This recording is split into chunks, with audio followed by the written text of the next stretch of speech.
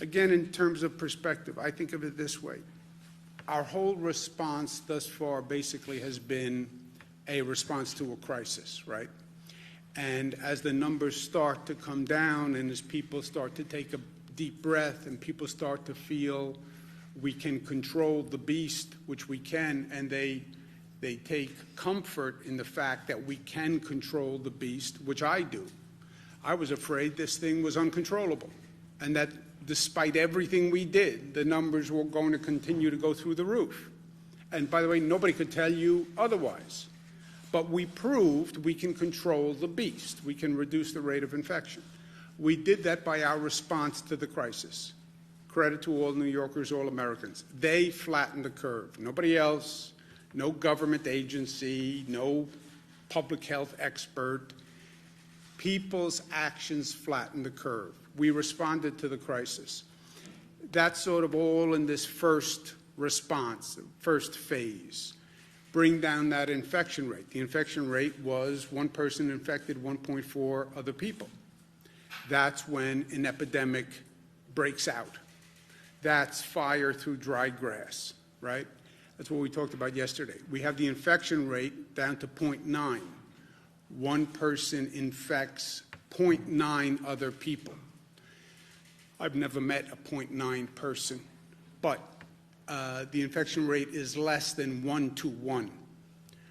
That then sees the outbreak starting to subside, the numbers starting to come down, which is what we're seeing in the numbers.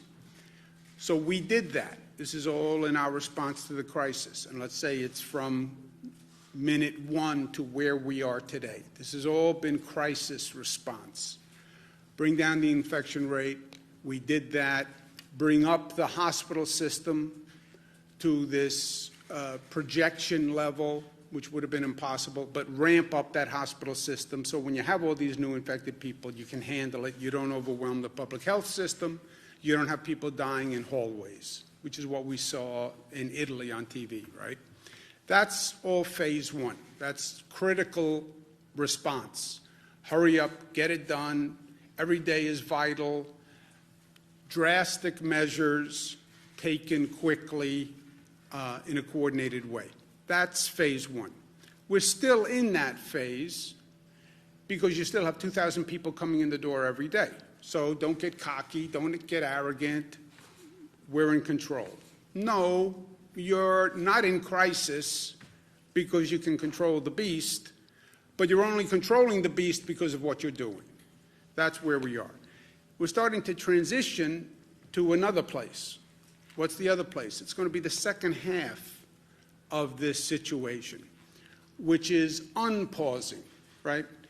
The situation we're in now is unsustainable. People can't stay in their homes for this length of time. They can't stay out of work. You can't keep the economy closed forever. You just can't.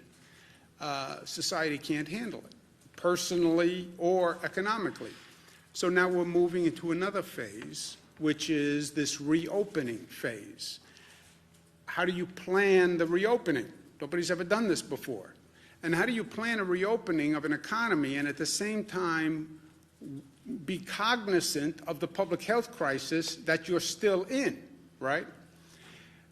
We have the infection rate down to 0.9.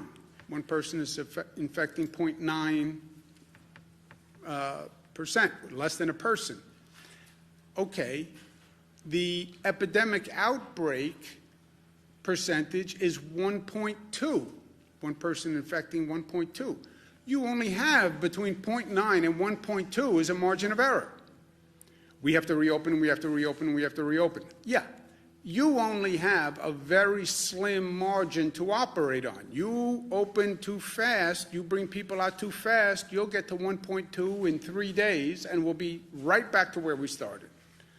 So that's the I want to get out of my house versus public health balance that we're talking about.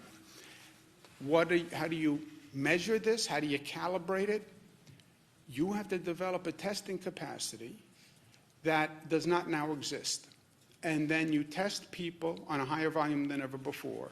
You then trace them to find other positives, and then you isolate them.